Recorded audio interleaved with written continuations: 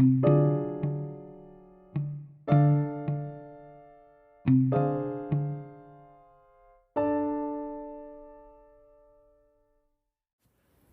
Minecraftians! I say welcome all of you to another Realm News. I am your host, the Dark Lord, the one who puts the real in Realm and expands your mind one block at a time. This episode is episode 16, part 2 of our pumpkin series. Last week was part 1, and today's show is all about the Iron Golem today. I am not covering the Snow Golem because I have discussed most of everything about them in episode 5, Snow Biomes. Plus, they are just weak and not too significant in the game, in my opinion. Now, you may be asking yourself right at this moment, why don't you just make this a separate show on Iron Golems? The title says pumpkins. I know.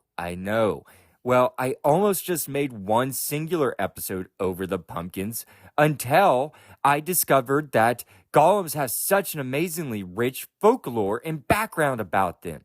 Also, the Iron Golem in Minecraft do not exist without the pumpkin. It's just that simple.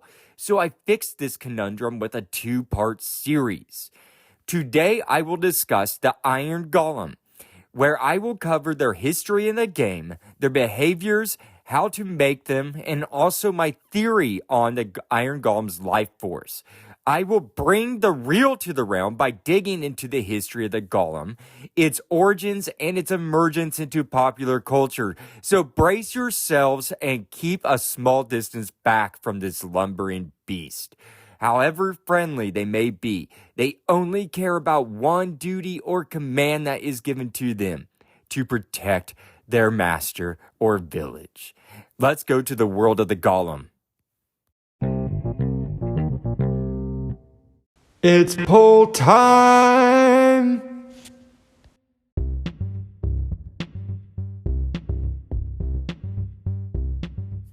That's right, everyone. It is poll time. And I have a question for all of you. Do you craft iron golems or snow golems?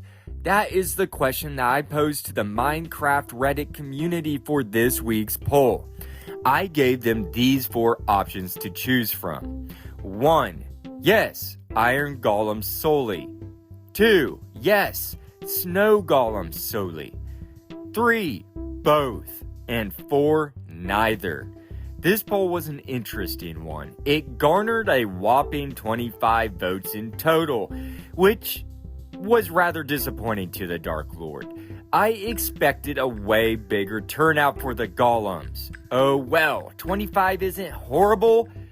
It's better than the 8 votes we had once. But I'm just going to jump right into it, folks. The loser is the Iron Golem. What the episode is over today. That shocked me. With a meager 2 votes. That is not a big share of the 25 vote pie. This was, as I said, shocking, until I started to think a wee bit further about it. I came up with a couple of logical reasons for why people do not solely make the Iron Golem. Maybe people make both, I made that an option, so people just went with the both. So that probably took away from votes on just making Iron Golems. Or maybe people do not need to make the Iron Golem because they can be summoned by the villagers. That reducing the need to manufacture more of them yourself. The need's already met by them being made by villagers. You can just steal them. And another thought that occurred to me was expense. These mechanical beasts are not cheap to make at all. They take a whole lot of iron to produce one. 36 iron bars to be exact. That can be quite a bit of iron for a person who does not have an iron farm. I personally have never made my own Iron Golem until I researched this show yesterday. I made my first one. And I have a lot of iron. I have an iron farm. I have all the iron you would want in the world. But still, it took me until yesterday to make one.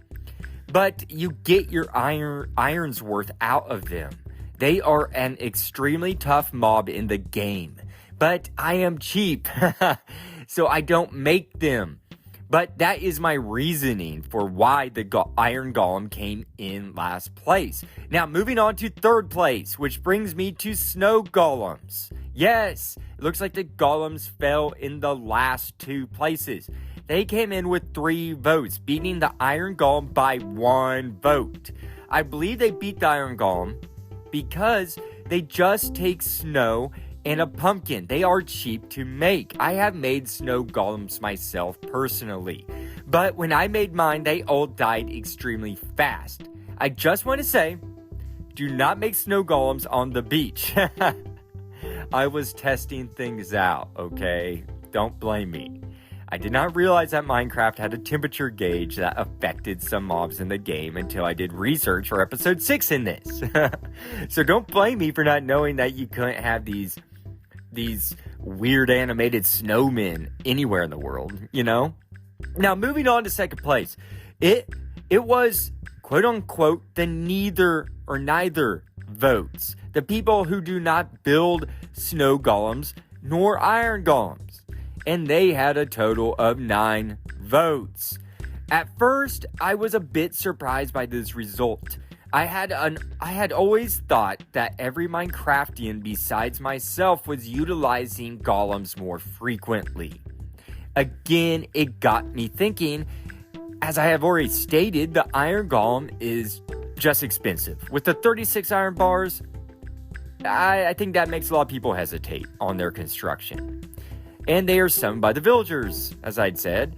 But why not the snow golem? Well, again, as I have told you all, they perish if not in the snow biome. They need the cold atmosphere in order to survive, which renders them useless in most of the overworld surface area. And they are very weak, as I have stated in the intro.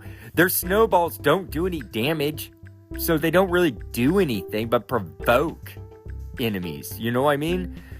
Those are the only reasons I could come up with for why people would not utilize these useful creatures for defense. However, I have almost considered putting myself into this category. I almost voted myself into this because I have only made snow golems maybe twice. And they died fast, as I said. So I can relate with the people who chose the option neither. So let's move on to first place. Coming in with a total of 11 votes are the people that voted for utilizing both. The people that use iron golems and the snow golems. I can just assume that some of those people are using the iron golems for iron farms like I do as well. That was a thought that crossed my mind when I was typing this up. I'm sure many people are using iron golems for farms.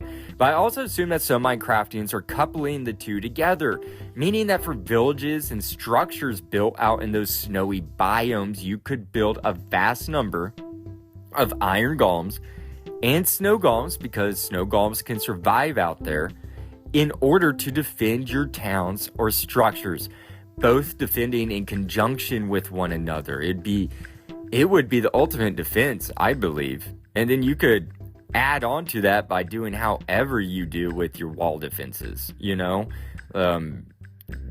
Arrows shooting out of dispensers, lava around walls, moats, all sorts of things that you can do with the snow golem and iron golem and super secure your village.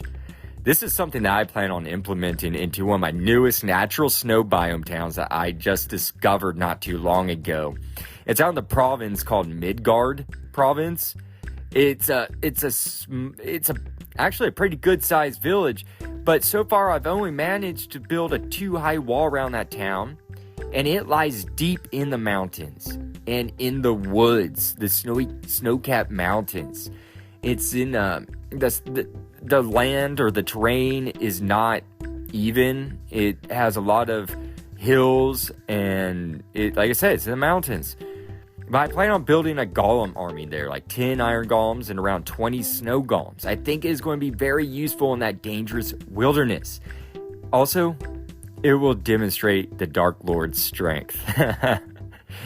I would like to move on to some feedback I got from this poll. Only one comment, so it'll be very brief, folks. This comes from Paravozic, a person who goes by Paravozic. Quote, more often, snow golems, iron golems, I'm just taking from villages and place them on my base, end quote.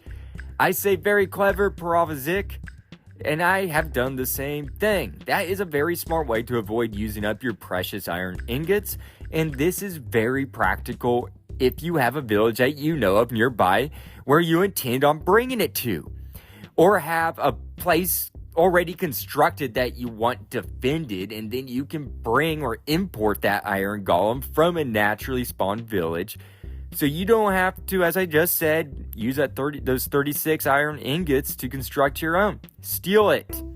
I've done this. I sailed across the Ample Ocean, and I put a lead on the Valachian iron golem, and I took it from their town. I sailed back across the ocean to Sea Town to deliver it to Queen Gaia Divine. I placed it in her Gaia Divine district. She named it Golly the Golem. Very fitting name indeed. He is still lumbering around that district to this day, almost a year after I brought it there. So thank you, Paravozic, for your comment that led me down sweet old memory lane. But for all intents and purposes, taking an iron golem from a natural village is a great way to avoid using your own personal iron stash. And it's a great way for you newer players out there that just came into the game to obtain an iron golem if you need one yourself. It's an easy way for you to get one. And that brings me to the end of the poll, folks. Now we are going back in time to learn about the history of the golem.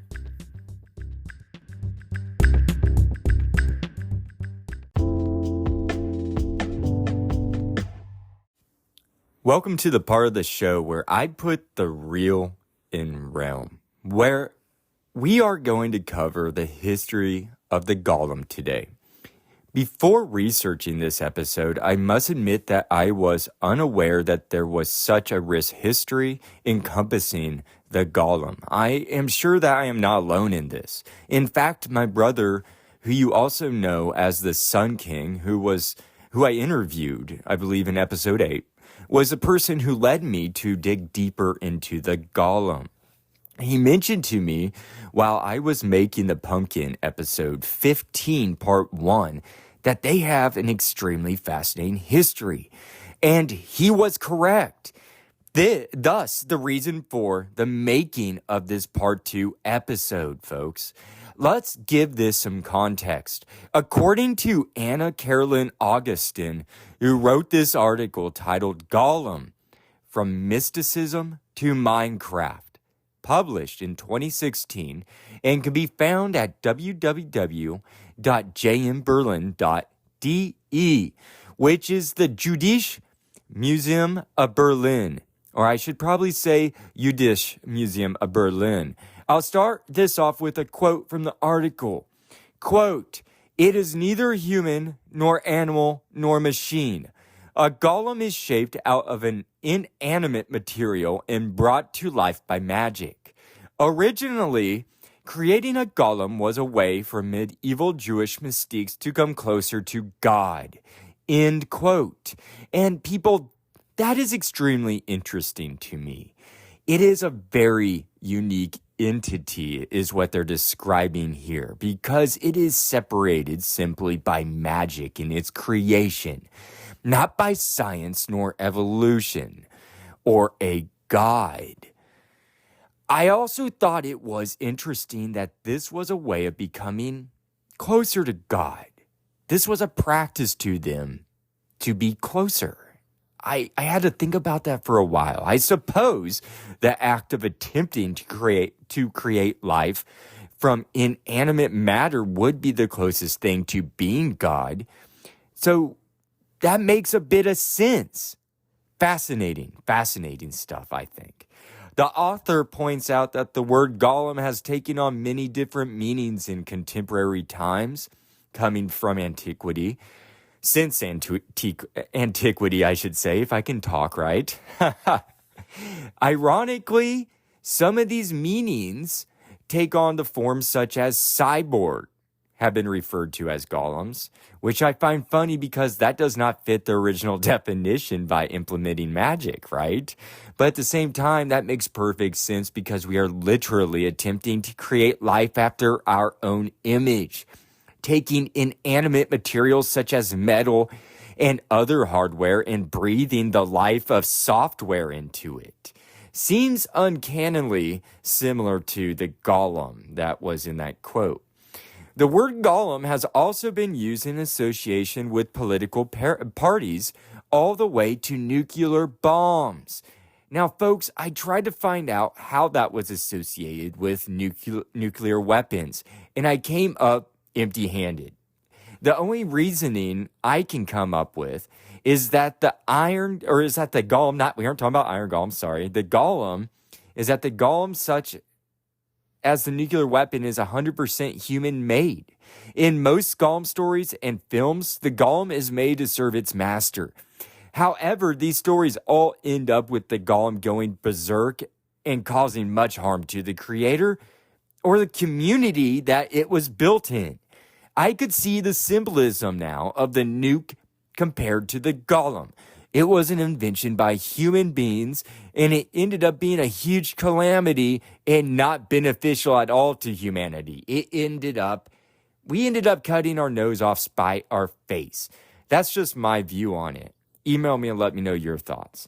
Now, moving on to the history of the golem. The golem has been in human history for an extremely long time. In fact, the golem can be traced all the way back to antiquity, as I mentioned a little bit a moment ago, where it can be specifically found in the Holy Scriptures of the book called the Talmud. According to Wiki titled Talmud, quote, the Talmud is the central text of rabbinic Judaism and the primary source of Jewish religious law and Jewish theology, end quote. I thought that it was fascinating to find out that the golem has been in writing since antiquity, and that it was in such an important holy scripture. And I believe I read somewhere that the Talmud is as old as the Bible. So does that put that, a little perspective there for you? Now back to Augustine's article, where it explains that the Talmud is one of the most important Jewish writings. And the golem is addressed in this sacred text. It explains that, quote, the righteous are capable of creating a world, but their creative abilities are limited by their sin, end quote. And the Jewish mystics took on this challenge. In medieval times, the practice became very popular amongst those who wanted to become closer to God in Judaism. They would shape dust or clay and use charms and incantations to attempt to bring life to this inanimate material. The practice became so popular that a golem recipe book of sorts was written to help with this mystical practice. The book is called the Sefer Yetzirah, meaning in English, Book of Creation. This got my imagination going. I can see myself writing my own Sefer Yetzirah and placing that in my library, my lighthouse library in Seed Town within my Ombre Dia realm. My own headcanon of the Iron Golem and whatnot, right there in that book of creation. I think that'd be so cool, people. I really do. Now, I need to stress that the combination of words and letters were essential to bringing a golem to life in the Sefer Yetzirah. This book was full of cosmological diagrams, charts, and wheels of letters. Your typical golem recipe book. Yeah, I'm sure you have your one collecting dust on your bookshelf. Just dig it out and check it out. Well, you can check out this article I'm providing you in the description. These letter wheels were used to precisely line up celestial bodies with these words in order to come up with an essential keyword to make this golem come to life. Or that is what I gathered from Augustine's article. The Sefer Yetzirah does have a caveat though. So beware if you practice golem making, because when attempting to create a golem, The recipe must be followed to the T with precision, or it could lead to devastating consequences. Now, I do not know what those consequences are, folks, but I can imagine it could not be good when messing with mysticism and magic from the ages of antiquity, okay? Now, moving on. From medieval times going toward the end of the 19th century, the golem then became solidified in story and lore about 200 years ago when it made its way into publication and soon after into cinema. The new industry of film was just budding. This was brand new technology. The camera, the moving pictures? Oh my gosh. So this was amazing, but it shortly after the invent of of cinema, this whole new industry, the infamous 1920 film titled The Golem, How He Came Into the World, which is the last one in a trilogy based off The Golem, co-produced by Paul Wegener and starred by Paul Wegener, who played the Golem in all three movies. According to Wiki, titled Der Golem, the first movie in that trilogy I just stated was simply titled The Golem. It was released in 1915, and that second film in that trilogy was released in 1917, and it was a comedy called The Golem and the Dancing Girl. These two films, though, have unfortunately been just lost to history. And people, I could not find out why they are lost. I couldn't. I kind of scoured the internet to see were they burnt? Were they lost in World War II or something? I read online that there are bits and pieces of some of it on the web, but that hasn't been confirmed by anybody. I think I read somewhere that I think it was The Golem and the Dancing Girl, that there might be 8 minutes out there, or maybe IMDb has pieces of it locked away. I don't know, some crazy stuff. Anyways, the loss of these two other films out of the three making this trilogy is the reason for why the 1920 film, the one that the Golem and How He Came Into the World, is the most famous. Makes sense. It's the only surviving one out of the three. However, this survivor film may be considered part of the first cinematic horror trilogy in history, people, in history. For you horror buffs out there and fanatics, that's a little fact for you. You may have already known that, but if you haven't, I bet you're kind of blown away. Go check this movie out. Heck, this movie's in the public domain now. Make shirts out of it. And this is thought of as the movie that set the rule book for how man-made monsters in film should move and behave. I am talking about that mechanical movement such as you see in Frankenstein. This was the inspiration for Frankenstein, the Golem that Wegener made and acted as. He is responsible for this. How it makes those jerky movements with its limbs, the mindlessness, the too literal in following of commands. That came from Wegener's Golem. He is responsible for all of that. We still use his work in cinema today. Now, that is, to me, just very cool. Now, Wegener's famous movie had many ties to real life Golem creation as well. I watched this movie. It was amazing. In the movie, the Jewish mystique named Lo, which is based off the original story that cemented Golem back in Prague.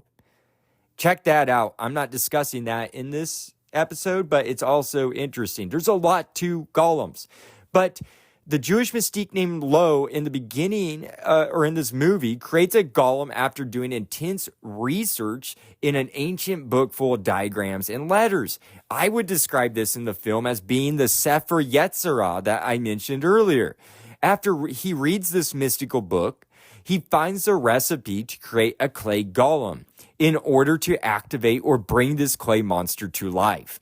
He has to quote unquote rest, W-R-E-S-T, rest, or get the magic word, kind of like wrestle it out, otherwise known as a shim, the magic word, a shim, from an evil spirit called Astrorath. After he performs a magical ceremony summoning the spirit, and let me describe this scene to you. I recommend that you watch this movie. They did a bang up job with it for a 1920 film.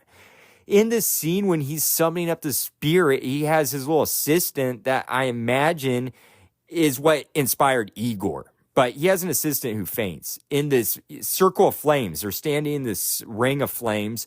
He's chanting. This is all silent film, by the way, people. So body language is huge in this. But every once in a while, it throws up a slide where there's some text that you read that describes dialogue and what's going on. However, you don't need dialogue for this. Just watch it. And he's sitting there making these incantations. There's flames in the air flying around. It's pretty cool. And there's smoke drifting around. You know, it's very smoky, this atmosphere. And this Jewish mystique has a wizard hat on. He looks like a full-out wizard in this scene. And all of a sudden, Astrorath, the demon, is summoned. It works. These incantations that he got from his book, which I described as the Sefer Yetzirah, comes out of the darkness and the smoke. And this demon head has these glowing eyes. And it looks wicked, and it's breathing out smoke and vapors. It is a nasty being, and Lo, the mystique, has to wrest the word out of the beast, and he does. He manages to get the word after demanding it, and the word is called Emet, which means truth in Old Hebrew. He writes that word down on paper after the demon and that scene ends, and he wakes his assistant up. He writes it down on paper, Emet, right? And he puts it inside an amulet, and that amulet is the Star of David. He puts it on the backside of the Star of David, and then he attaches that amulet to the clay golem's chest. This immediately brings the creature to life. Interesting side note real quick on the word Emet. If you drop off the first part, A, and just altering the word to met, get rid of A in that makes met, and in Hebrew, that means death. And I apologize for the mispronunciation. But this has significance because if you remove the amulet containing the word on that star, in this case, on that golem, if you remove that star, it kills the golem. It deactivates it, typically leading it to dissolve back into a pile of clay or dust from which it came from. But in the movie, the golem just freezes like a robot when the amulet is removed. That's how you turn it on and turn back off. And I want to move on to say that the inspiration behind this trilogy was due to a book titled The Golem. According to Augustine's article again, it was written by Gustav Meyrink and published in 1915. It is a crime novel where a golem would appear in the city of Prague's Jewish quarters in the shadows of alleyways every 33 years. Very spooky. I recommend checking out the lithographs provided in Augustine's article. They're amazing. They illustrate a very off-putting monster. It looks like some sort of reptilian creature dressed in an overcoat, hanging out in the shadows, stalking around. It looks more like Voldemort from Harry Potter series, with its smoothed-out snake nose and slitted nostrils. I personally attempted to get the public domain version of this book online in order to read it for research. However, I do not speak or read Czechoslovakian. This took place in Prague, and I am too cheap to buy the translated version. I'll eventually get around to that, though, one day, because this book looks amazing. It looks so fascinating and interesting. And people, go read it and let me know. If you guys have read it, let me know what it's like, okay? I hope that this very short summary of the golem in history and in popular culture gives some greater context, folks, to the Minecraft golem. And I just want to point out, until doing the research, I had no idea that the golem was used as a method to becoming closer to God, nor did I realize that it led to the first horror trilogy in film and dictates how monsters behave in movies today. With that said, folks, I would like to bring this all back into the realm.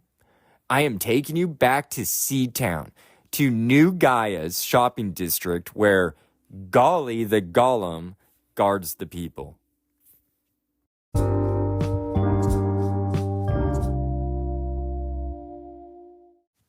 Welcome back to the realm, my friends, and allow me to introduce you to Golly, the gentle Iron Golem. Allow me to tell you a bit about Golly. Now, as I said earlier in this episode, I brought Golly from the village called Wallachia. And that's an entire story in itself, that village. But I got this Iron Golem as a present for my girlfriend who goes by Queen Gaia Divine. I want to explain why. Well, she was building what I have in Seatown. I gave my brother a section of Seatown, and I call these embassies. They're more like quarters, like neighborhoods for their own lore and realm from their world to carry over into mine. And so I gave one to Gaia Divine so she could build her own culture and everything there. And it is the largest section of Seatown, actually. She built an entire shopping district, and she built the very, very famous library lighthouse that is massive. So I went to Wallachia to get her an Iron Golem. The Iron Golem, to me, is perfect. Just a perfect example of machine and its interconnectedness with nature, which is perfect for Gaia Divine because Gaia literally means, I believe, earth. And so the vines that grow on the golem suggest that it is one with nature, although it is made of pure iron. However, its solar life force, I think, lies in the pumpkin that's within it. More on that in a bit later. But I got that. I brought it back to her and by a lead and lassoed it and sailed back across. And I'm happy to say it's still meandering around Gaia Divine's embassy today. So that's just a little backstory for you all. Now, allow me to describe this iron being. Let me give you a description of what an Iron Golem looks like in case you haven't seen one and you are listening to this. The Iron Golem, first off, was added to Minecraft in the 1.2.1 update on March 1st, 2012 in the Java edition. According to Minecraft Wiki, the Iron Golem is a truly remarkable creature. It is a rather tall one as well, people, standing at 2.9 blocks high, which I thought it was 3 blocks high until I did the research on this. But this is on Bedrock too, by the way. And it's 1.4 blocks in width at the shoulders. The Iron Golem's head is very interesting to me. It has been created in the image of the villager. This is indicated in the metal unibrow that horizontally rests above its glowing red eyes and its over-elongated nose. The unibrow, I must say, distinguishes the villager from its enemy and counterpart, the illagers, or the pillagers that fall into that category.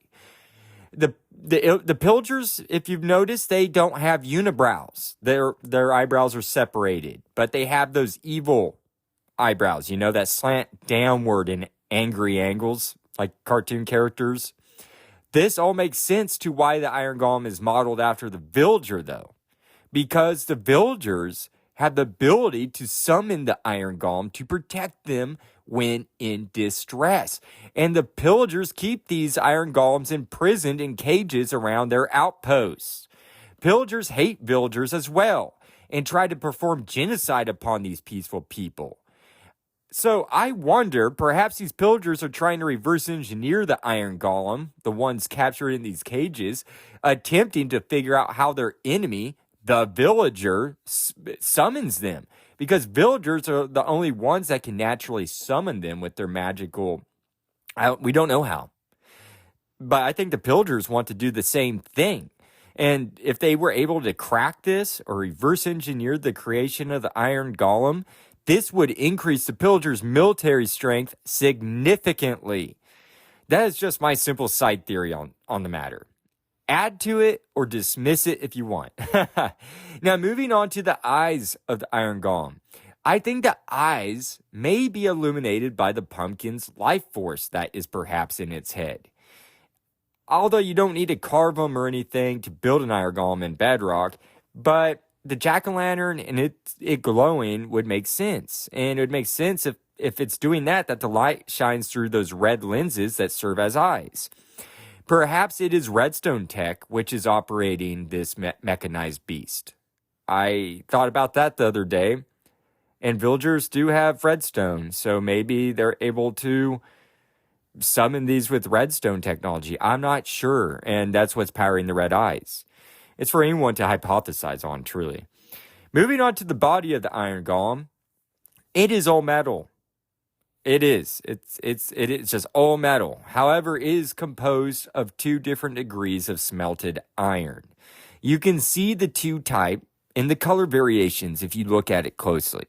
Some of the metal is the color of the iron ingot. You know, after you smelt the raw material, after you smelt that down, it is that more silver hue.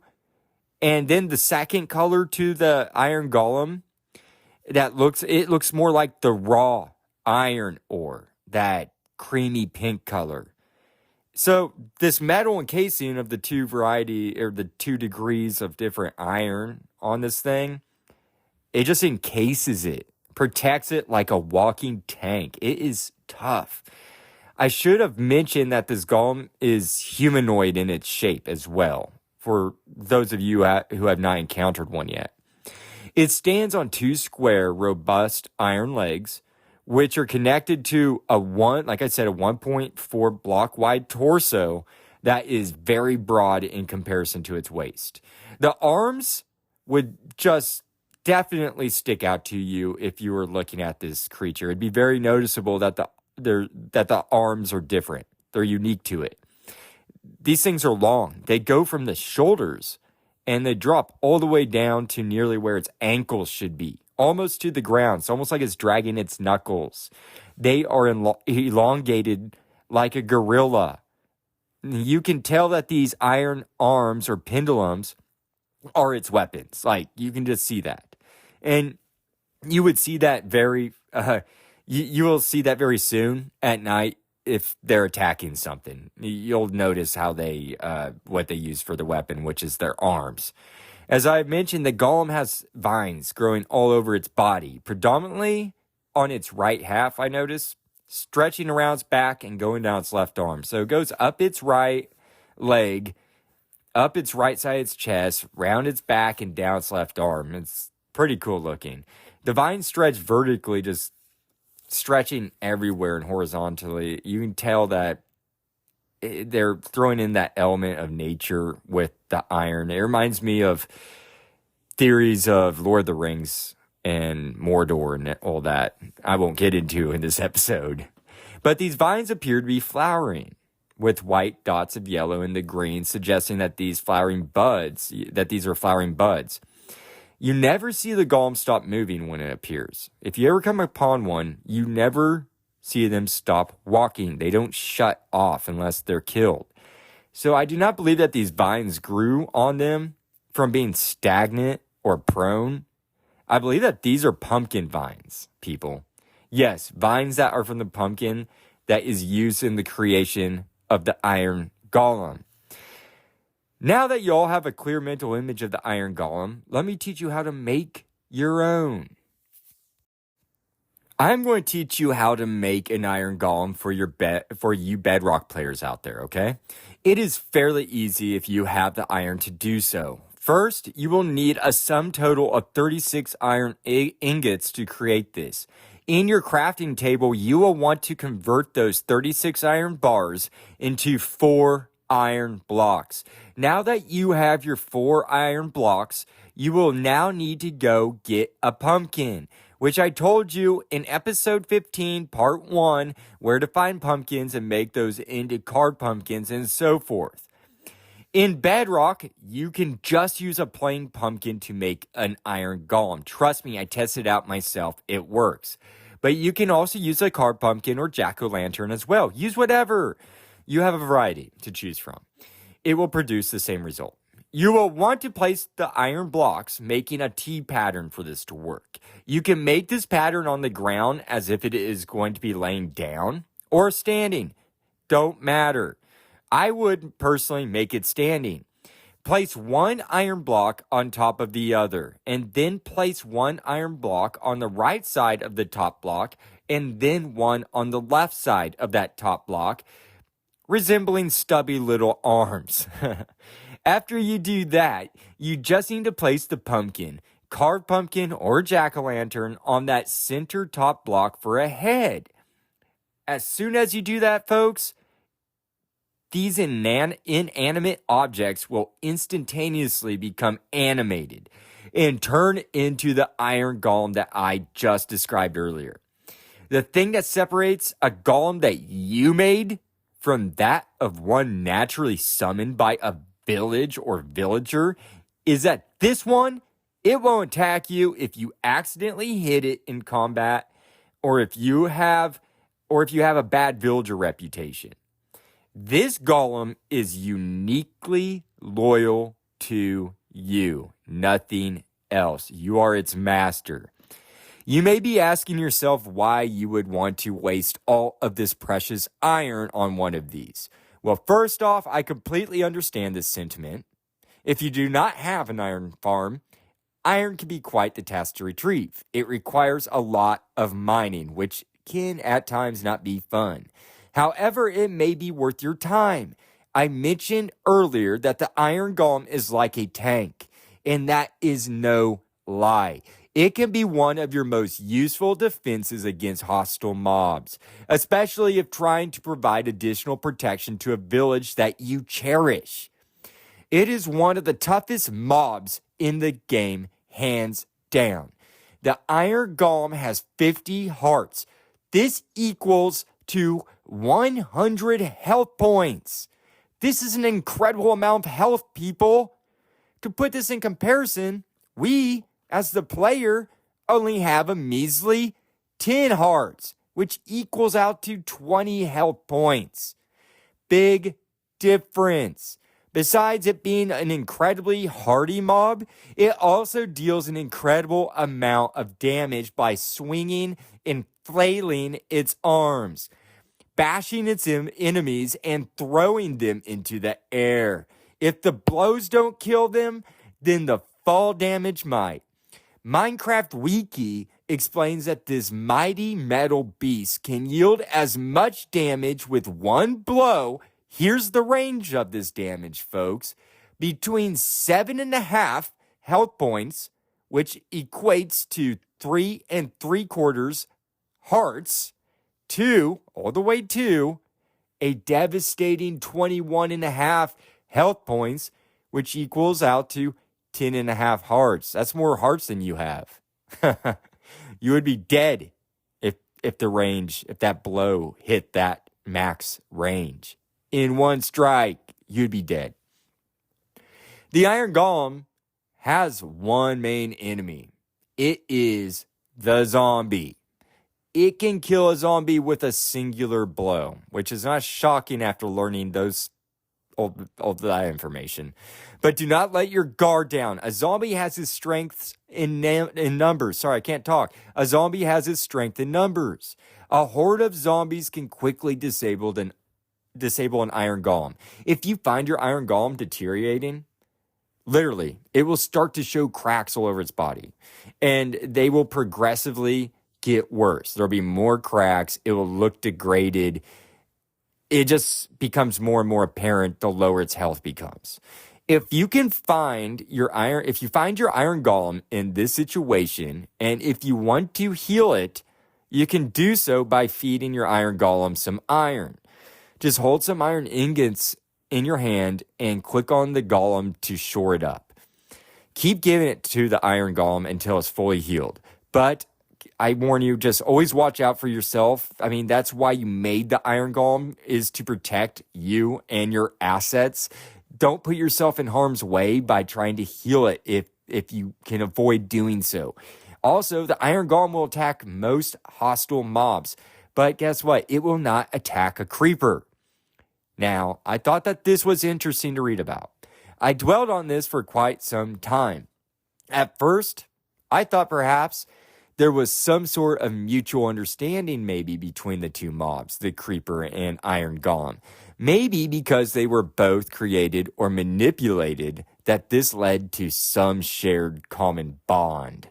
I say both because we all know that the Iron Golem is summoned by villagers and created by the player. Well, I posit that the creeper in episode 1 of Realm News was manipulated biologically by the builders. The ancient builders is what I posit in that, because a block of TNT was placed inside it. I don't think it just evolved that way. But that's just a thought. Now, moving on to how the Iron Golems are summoned by villagers. Now, you will not actually see any incantations or use of amulets in the creation of the golem by villagers. Instead, they have some sort of method that has yet been seen by the outside player when it comes to Iron Golem necromancy. Let's talk about the interconnectedness between the villager and the golem. The Iron Golem has a very close relationship with the villager in Minecraft. A perfect example of this is when you see the huge Iron Golem towering over a child, offering the child a red poppy flower in its hand. I would like to deviate a bit from my normal format of the show and tell you about the poppy and its symbolism. Go back to the reel for just a quick bit. According to, quote, according to titled All About the Poppy, Royal British Legion, found at www.britishlegion.org.uk. The poppy signifies a, quote, remembrance and hope for a peaceful future, end quote. During the intense fighting and trench warfare of World War I, the terrain had been blown to pieces from all the warfare. The scene was just mud, blood, and scarred earth from the carnage of war, filled with corpses from both sides and just a hellish sight to see. However, there was one thing that stood out amongst all the muck and gore of the battlefield. It was the beautiful red Flanders poppy. The red Flanders poppy inspired a Canadian medical doctor who had just lost a friend in the war. This medic's name was Lieutenant Colonel John McCrae.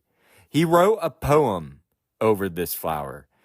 If you do not mind me, I would like to read you this poem. You can find it on the public domain on Gutenberg.com or hyperlinked in my episode description. I'm going to go ahead and read it to you now. It's titled, In Flanders Fields.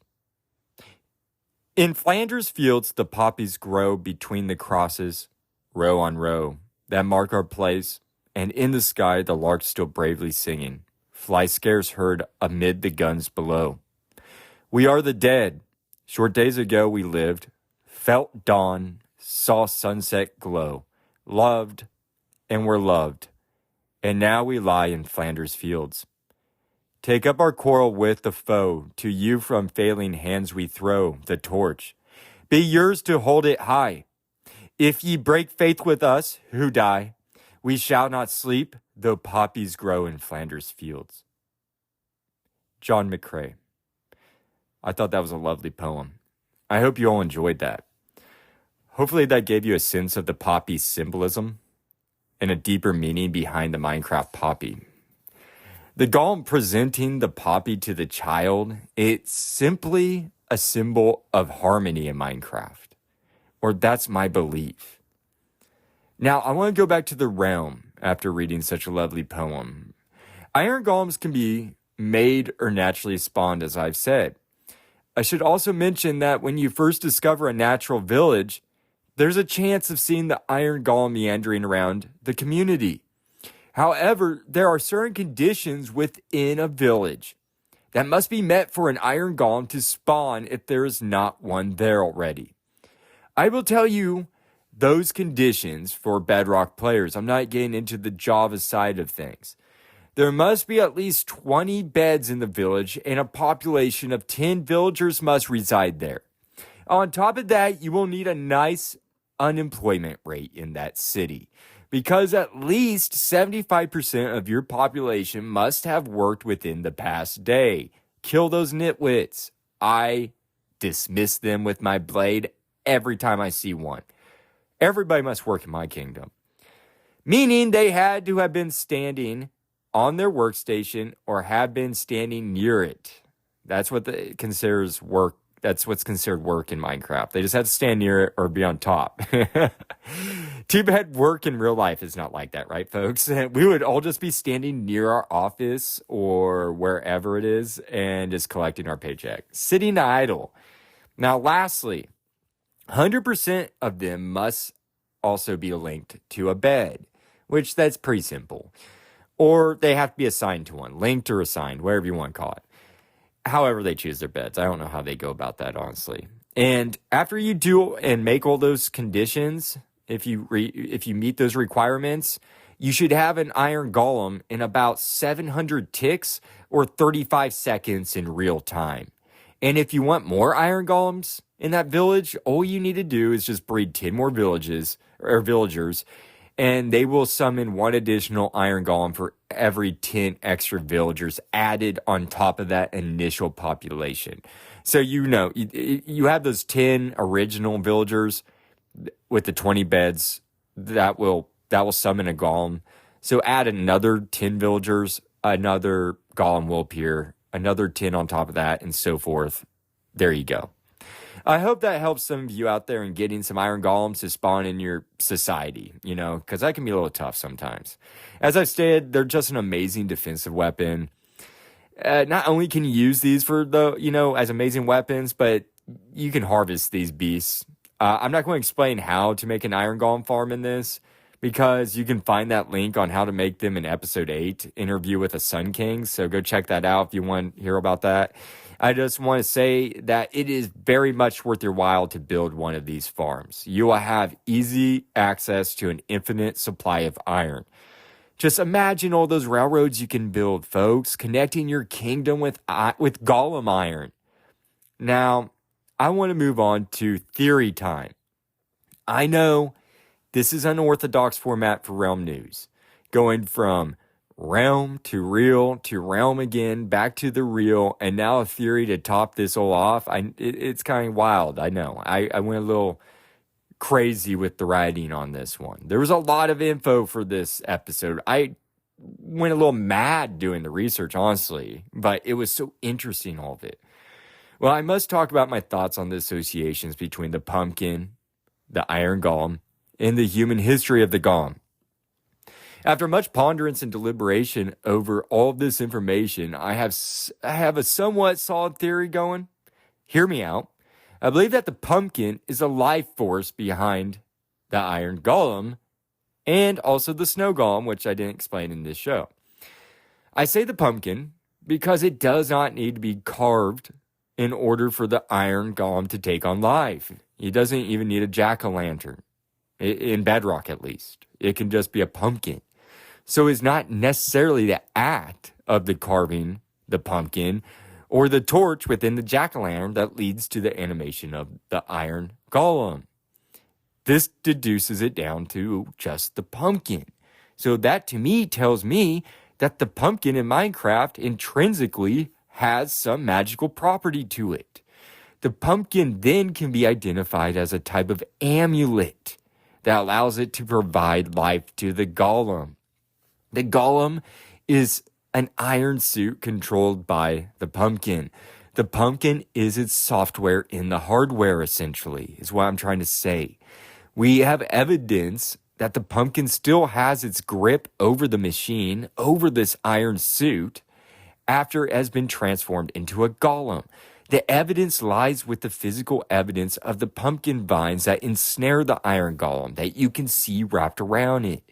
What other plant could this be? Poppies do not have vines, not like these at least. But if you recall from Pumpkin Part 1, I explained that the pumpkins are part of the three sisters and that the pumpkins' leafy vines helped with the beans and corn's nourishment. Also, the Iron Golem is programmed not to attack the creeper. Why? Well, if you remember Realm News' very first episode, The Creeper's Cloak, you would remember that villagers worship the creeper. The evidence of this is the embroidered creeper face emblem sewn on the cleric's royal purple cloak. The villagers worship the creeper, thus programming the Iron Golem operated by the pumpkin, ordering it to not attack the creeper that they worship. The Iron Golem doesn't attack creepers because they told it not to, programmed it not to. That is my theory on the Iron Golem, or how it is controlled and why it does not attack creepers. However, I can't explain how the villagers summoned this machine, this Iron Golem. But perhaps they used the creeper religion to help summon it using mysticism. I don't know. That's just a little speculation. It's up for speculation. It's just a theory. I'll leave you all to think about that for the week.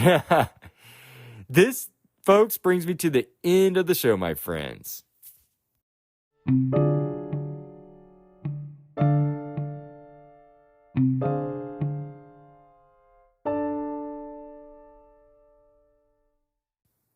That's Iron Golem, folks. I was amazed by how extensive the history is on golems in general. I only touched the tip of the iceberg on the subject. I hope you all enjoyed learning about the human history of the golem, such as the fact that it has been around since antiquity and is mentioned in the ancient scriptures called the Talmud, and made its way to medieval times to be practiced as a quote-unquote a way to be closer to God. This practice became more folklore as it progressed throughout time and made into novels and printed for the masses. The Golem years later, during the birth of cinema, was thrust into popularity by actor and film producer Paul Wegener, the man who made the first horror film trilogy based on the Golem, whom he played himself. This trilogy indoctrinated how man-made monsters in movies should move and behave. From Golem to Frankenstein to Michael Myers, all the way to becoming an icon in our beloved game of Minecraft, where he protects the villagers from harm, and he reflects their beliefs by not harming the creature they worship, the creeper. And there is so much more that I did not have time to discuss that encompasses the Golem. Go check out my links provided that cover the Golem. And with that said, I wish you all a wonderful week, and I will see you all next Thursday at Realm News. The Dark Lord signing off. Hey everyone, if you enjoyed this episode, please follow me wherever you listen to your podcasts. Find me on iHeartRadio, find me on Apple Podcasts, Spotify, Podbean, just Pod Pockets, I believe's one, all sorts, and I'm everywhere. So you can get my latest weekly episodes sent directly to you. So follow me wherever you got podcasts. Send this podcast to your friends. Comment on each episode and take the polls on Spotify. And don't forget to rate the show. This will help me know where and how to improve it. And you can reach me at bio.link/realm news. You can reach me at bio.link/realm realm news. There you'll find my Discord, Reddit, email, and all my other social networks, and cool articles and videos from all my research. I'll see you all there.